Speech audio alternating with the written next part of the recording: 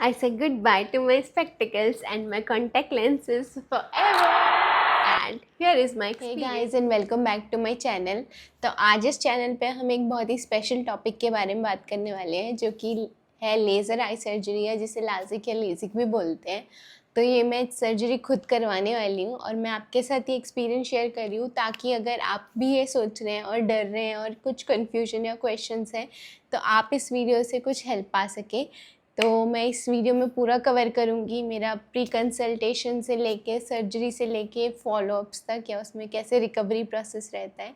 तो अगर आप भी ये सोच रहे हैं तो ये वीडियो एंड तक ज़रूर देखें क्योंकि इसमें मैं बहुत इंपॉर्टेंट पॉइंट्स को कवर करने वाली हूँ। अब बात करते हैं कि लेजिक सर्जरी क्या है और इसे क्यों करवाना चाहिए।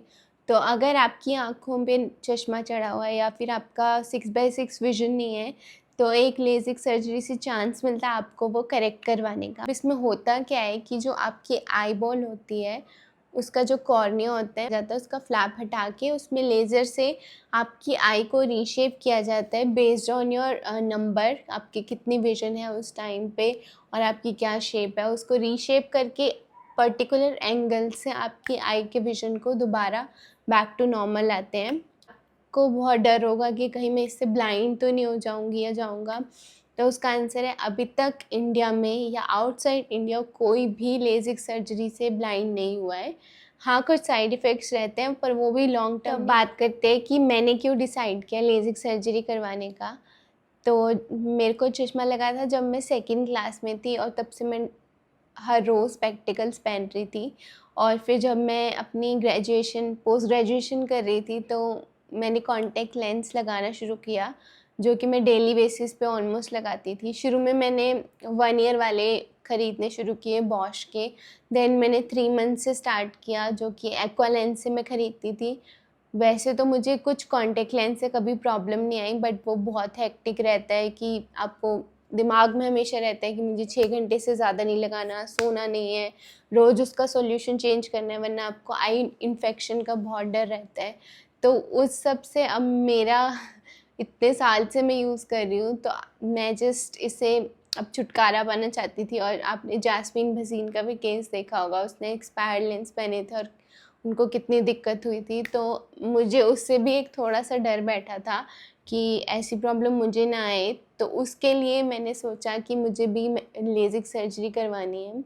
और मैं काफ़ी टाइम से सोच रही हूँ, मुझे लगभग 3 से 4 साल हो गए ये सोचते सोचते कि मुझे करवानी है। और मैंने इससे पहले अब भी मैं बताऊंगी कि कैसे मेरी स्टार्टिंग हुई, बट हाँ ये मेन रीज़न था मेरा लेज़िक सर्जरी करवाने का। तो मैंने जो अपना फर्स्ट कंसल्टेशन लिया था वो 2019 में लिया था दिल्ली में। उस टाइम मैं रहती थी तो मैंने एम्स में अपना पूरा चेकअप कराया था कि मेरा एलिजिबल है आइज़ लेज़िक के लिए या नहीं। तो मैंने एम्स में एक तो बहुत टाइम लगता है तो मुझे 4 to 5 वीक्स तो कम से कम सिर्फ ये चेक करवाने में लगे कि मैं एलिजिबल हूँ या नहीं। और एंड में मुझे उन्होंने बताया कि आपको नॉर्मल लेज़िक नहीं हो सकती but there are more procedures, there are different types of LASIK, उनमें से शायद आप किसी के लिए एलिजिबल होंगे। तो उसके लिए मुझे डॉक्टर से कंसल्ट करना था बट उसके जिस हफ्ते में मुझे कंसल्ट करना था उसी हफ्ते में कोविड आ गया और एम्स ने ऐसी वाली सर्जरीज़ को थोड़ा पोस्टपोन कर दिया। और वो मुझे भी डर था कि हाँ कोविड में भी हॉस्पिटल नहीं जाना क्योंकि एम्स में ही सबसे ज़्यादा कोविड पेशेंट आने लगे थे। तो तब मैंने छोड़ दिया। उसके बाद 2 साल तो कोविड रहा, फिर बहुत लाइफ में चेंजेस आए तो वो मेरा एक लेज़िक वाला बैक सीट कर गया था। But then this year I decided मुझे लेज़िक करवाना ही है। तो अब मैं पुणे में हूँ तो मैंने अब एशियन आई हॉस्पिटल जो कि पुणे में है वहाँ से कंसल्टेशन लिया है। तो मैंने जो दोबारा कंसल्टेशन कराया है वो 5th ऑफ अक्टूबर को कराया है। तो ये मेरा पहली बार था जब मैं लेज़िक आई सर्जरी के लिए फ़र्स्ट स्टेप रहता है ये। तो मैंने एशियन आई हॉस्पिटल में मैं गई, वहाँ 4 से 5 घंटे मुझे लगे। उसमें मल्टीपल टेस्ट रहते हैं। पहले आपका देखते हैं कि आई कितना स्ट्रेस ले सकती है, फिर आपका आई का नंबर टेस्ट होता है कंप्यूटराइज्ड, फिर आपका कॉर्निया का थिकनेस देखते हैं, रेटिना टेस्ट होता है सब क्लियर है या नहीं। सो लगभग 6 से 7 टेस्ट होते हैं। देन आई ड्रॉप्स आपका डालते हैं जिससे आपकी डाइल्यूट हो जाता है। उसके बाद दोबारा से कुछ टेस्ट परफॉर्म करते हैं एंड देन डॉक्टर से कंसल्टेशन होता है कि कौन सा लेज़िक आपके लिए सूटेबल है। तो अभी इस हॉस्पिटल ने जो बेसिक लेज़िक होता है जिसमें ब्लेड यूज़ होता है वो तो कम्प्लीटली बंद कर दिया है। तो इन्होंने जो मेरी आई के लिए सजेस्ट किया है वो 2 टाइप की लेज़िक है। एक तो फेमटो लेज़िक जिसमें रिकवरी प्रोसेस रहता है 3 डेज़ का, और एक और टाइप का मुझे सजेस्ट किया जिसमें रिकवरी प्रोसेस रहता है 7 दिन का, और प्लस 2 महीने तक आपको दवाई डालनी पड़ती है।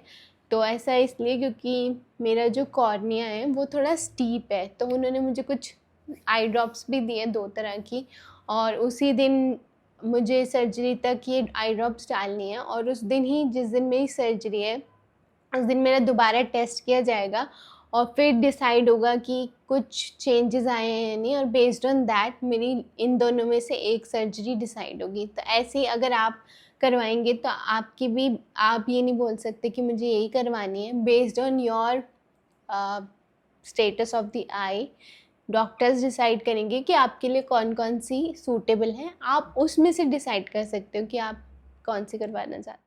तो मेरी जो सर्जरी की डेट है वो 11 अक्टूबर की है। तो अभी उस सर्जरी में 1 वीक बचा है, तो तब तक मुझे कुछ प्रिकॉशंस लेने हैं, जैसे कि मुझे आंखों में काजल नहीं लगाना है, अराउंड आइज ज़्यादा मेकअप नहीं करना है, कॉन्टैक्ट लेंसेज नहीं पहनने, बस दैट इज़ इट। और जो उन्होंने आई ड्रॉप्स दिए वो टाइम टू टाइम डालनी है। और हाँ, एक इम्पॉर्टेंट चीज़ कि अगर आप कॉन्टैक्ट लेंस पहनते हैं तो आप जब टेस्ट करवाने जाएंगे फर्स्ट कंसल्टेशन के लिए, तो कम से कम 1 वीक उससे पहले कॉन्टैक्ट लेंस ना पहने, क्योंकि कॉन्टैक्ट लेंस अगर आप, एक तो वही डॉक्टर्स ही मना कर देंगे कि अगर आपने कॉन्टैक्ट लेंस रिसेंटली पहना है तो आपका रिज़ल्ट ठीक नहीं आता। तो अगर आप खुद से ही 1 वीक तक नहीं पहनेंगे उससे पहले तो आप वो टाइम अवॉइड कर सकते हो, वो हसल अवॉइड कर सकते हो। तो यही बस प्रिकॉशंस लेने हैं। और अब हम मिलेंगे सर्जरी वाले दिन। तो आज है दिन सर्जरी का और अभी हम हॉस्पिटल के लिए निकल गए हैं। मुझे परसों फ़ोन आया था उनका कि हेयर वॉश करके आना और ब्रेकफास्ट करके आना और अपनी फ़ाइल्स वगैरह सब लानी है। और बस अब हम पहुंचने वाले 15 मिनट में, फिर मैं आपको बाकी की अपडेट्स दूंगी। थोड़ी नर्वसनेस भी है और एक्साइटमेंट भी है, तो देखते हैं आगे का भी प्रोसेस मैं आपके साथ शेयर करूंगी। और उन्होंने आज के लिए बोला था कि फेस पे कुछ भी नहीं लगाना है, ना क्रीम ना कोई भी प्रोडक्ट, तो इसके लिए बिल्कुल मैं कुछ भी नहीं लगा के आई हूँ आज। तो मेरी सर्जरी वाले दिन ही डिसाइड होना था कि मेरी कौन सी सर्जरी होगी। तो उस दिन मैं 8:30 बजे पहुंच गई। फिर मेरे 3 और स्कैन हुए जिससे कि फाइनलाइज हुआ कि मेरी आइज़ पे जो सूटेबल है वो है टोपो गाइडेड फेमटो लेज़िक। और लकीली यही सर्जरी है जो फास्टेस्ट रिकवरी देती है 3 डेज़ की।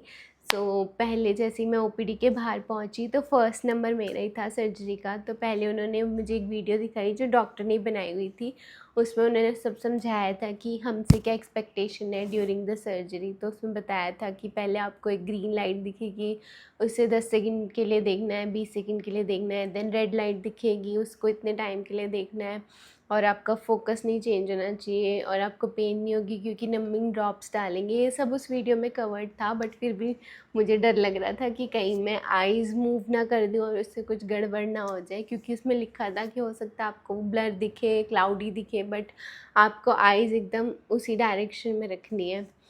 तो फिर जैसे ही फिर मुझे ओपीडी में लेके गए, मुझे वो हेयर कैप और पैरों में वो पहनाया और बॉडी के लिए उन्होंने कवर पहनाया, फिर मुझे लेटा दिया and then I could see what is happening. मतलब मुझे कुछ फील तो नहीं हो रहा था, बट मुझे सब दिख रहा था कि पहले वो ग्रीन वाली जो उन्होंने लाइट बताई थी वो मेरे आईज़ के सामने आई, फिर कुछ फ्लैप था जो डॉक्टर ने रिमूव किया, एंड देन फिर वो मुझे शिफ्ट किया, एंड देन राइट लाइट दिखाई, उसमें मुझे देखना था। और जैसे उन्होंने बोला कि रेड लाइट में देखो, तो मैंने राइट वाली तो एकदम प्रॉपर 20 सेकंड के लिए, वो डॉक्टर बोल भी रहे थे कि अब आपके 10 सेकंड्स बचे हैं, 5 सेकंड्स बचे हैं, तो मतलब वो सही चल रहा था, एकदम परफेक्टली हो गया। उन्होंने बोला you are doing very good. But जैसे ही लेफ़्ट आई की बारी आई, दे वर सेइंग कि रेड लाइट में देखो, और मुझे रेड लाइट ही नहीं दिख रही थी कहाँ है। मैं सारे में ढूंढ रही but I could not find it. तो मैंने फाइनली डॉक्टर को बोल दिया कि मुझे नहीं दिख रही रेड लाइट कहाँ है। तो उन्होंने फिर मेरा हेड दोबारा से एडजस्ट किया, फिर मुझे बोला कि 3 लाइट्स होंगी, आपको सेंटर वाली देखनी है, अब दिख रही है क्या? तो फिर मुझे दिखने लग गई और फिर उन्होंने फिर बोला कि अब मैं लेज़र स्टार्ट कर रहा हूँ, डोंट मूव डोंट टॉक। तो फिर वो 20 सेकंड के लिए दोबारा हो, तो टोटल 10 मिनट्स लगे इन सब प्रोसीजर में। उसके बाद फिर डॉक्टर ने कुछ तो लिक्विड डाला मेरी आइज़ में जिससे क्लीन किया, फिर वो फ्लैप दोबारा लगाया और आइज़ ब्लिंक ना करे उसके लिए कुछ तो वो लगाते हैं, तो वो सब दिख रहा था कि क्या क्या कर रहे हैं वो आँख के साथ। तो मतलब फीलिंग्स वही चल रही थी कि कुछ गलत ना हो जाए, ये ना कर दूँ मैं, वो ना कर दूँ, बट वो 20 सेकंड के लिए ही करना होता है, तो इतना कुछ नहीं हुआ।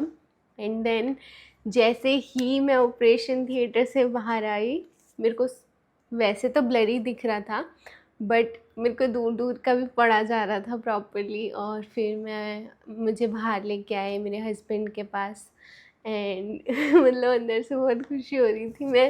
मेरे को बोला था कि थोड़ी देर आईज़ क्लोज रखनी है, बट वो क्यूरियोसिटी से बार बार ऐसे ऐसे ओपन करके देख रही कि सब पढ़ा जा रहा है यानी, और मन में खुश हो रही। तो बहुत ही अच्छी मेरी सर्जरी रही। अभी मेरी सर्जरी हो गई है, पूरा इसको 5 से 10 मिनट लगे थे और अभी मुझे थोड़ी देर आंख बंद रखनी है और घर जाके सोना। तो जैसे मैं सर्जरी से बाहर आई वैसे मुझे सब दिखने लग गया था थोड़ा थोड़ा, और वो नंबिंग ड्रॉप्स भी थी, तो उसकी वजह से थोड़ा बस ब्लर दिख रहा है। और वैसे भी डॉक्टर ने बोला है कि 3 दिन बाद 90% विजन आएगी, तो थोड़ा ब्लर है पर वैसे क्लियर पड़ा जा रहा है। और दवाइयाँ भी डाली हुई हैं, अभी पेन की ड्रॉप्स डाली और उन्होंने बहुत सारी ड्रॉप्स और भी दिए जो आज मुझे हर 1 घंटे या 2 घंटे बाद डालने हैं। So I would like to give a shout out to Asian Eye Hospital and Dr. Vardhaman. So they were very sweet. मुझे पूरा पहले उन्होंने पूछा कि आप क्या करते हो, कहाँ से हो, पूरा मतलब मुझे कंफर्ट किया before starting the surgery. Management है इस हॉस्पिटल का, they are so polite and well managed. मेरी सर्जरी वाले दिन भी जब मैं घर आ गई उसके 2-3 घंटे बाद उनका कॉल आया कि आपके सर्जरी सब सही हुई, कहीं पेन तो नहीं है। और फिर जैसे फॉलोअप के बाद भी उनका ज़रूर कॉल आया। और वेटिंग टाइम बहुत कम रहता है, जैसे भीड़ भी हो तब भी उनको पता रहता है कि हमारे यहाँ कोई पेशेंट वेट कर रहा है, तो वो खुद ही बुलाते हैं, हमें बोलना भी नहीं पड़ता उनको दोबारा कि आई एम वेटिंग। तो yes, I will really recommend Asian eye hospital Pune. So उस दिन मैं फिर घर आई, मैं पीछे कार में बैठ के, और उन्होंने मुझे ट्रांसपेरेंट चश्मा दिया था जो कि मुझे बोला था कि 1 हफ्ते तक पहनना है ताकि इन्फेक्शन ना हो, कुछ डस्ट ना चला जाए या आप गलती से अपनी आँख में उंगली ना डाल दो, क्योंकि शुरू के डेज़ में इन्फेक्शन नहीं होना चाहिए बिल्कुल भी। तो और मुझे दवाइयाँ दी थी जो कि मुझे रोज़ डालनी, तो मुझे बिल्कुल भी पेन नहीं हुआ, not during the surgery, not even after the surgery. कुछ मैंने लोगों को सुना है कि उनको हेडेक्स रहती है, बट मुझे हेडेक भी बिल्कुल भी नहीं हुई। एंड मुझे 3 दिन तक मना किया था कि स्क्रीन टाइम नहीं होना चाहिए और फुल रेस्ट होना चाहिए, कुकिंग नहीं करनी, ड्राइविंग नहीं करनी, पानी नहीं लगाना कहीं भी, 7 दिन तक हेयर वॉश और फेस वॉश नहीं करना। तो मैंने वो प्रॉपर फॉलो किया, टाइम से मेडिसिन्स ली, और 3 दिन बाद फिर मैंने फ़ोन यूज़ करना भी स्टार्ट कर दिया अपना। 5 डेज़ पे मैंने अपना लैपटॉप स्टार्ट करना, मतलब अपना ऑफिस का काम भी शुरू कर दिया। सो मेरी बहुत ही अच्छी रिकवरी हुई। जब मैं फॉलोअप के लिए गई, फर्स्ट फॉलोअप के लिए 1 दिन बाद, तो उन्होंने मेरा फ्लैप टेस्ट किया, विजन टेस्ट किया, and they were like the surgery went very wonderful. Yes, I would really recommend it, क्योंकि मैं खुद जब 2 साल की थी तब से स्पेक्स पहन रही थी, कॉन्टैक्ट लेंस पहन रही थी, और अब मुझे कुछ ज़रूरत नहीं। अभी भी मतलब जब मुझे सब दिख रहा है तो कभी कभी मैं भूल जाती हूँ कि मैंने कॉन्टैक्ट लेंस नहीं पहने, मैं ढूंढ रही होती मेरा चश्मा कहाँ है, मेरा कॉन्टैक्ट लेंस कहाँ है, या मैं टीवी देख रही होती, फिर लगता है ओ यार अब कॉन्टैक्ट लेंस निकालने पड़ेंगे, बट फिर याद आता है अब तो मैं अपनी खुद की आंखों से देख सकती हूँ, तो वो फीलिंग ही बहुत ही अलग है।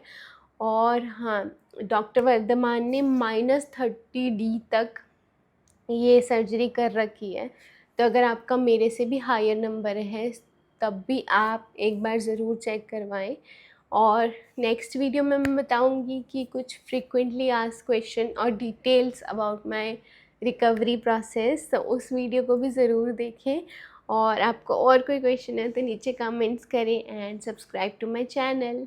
मिलते हैं नेक्स्ट वीडियो में, बाय।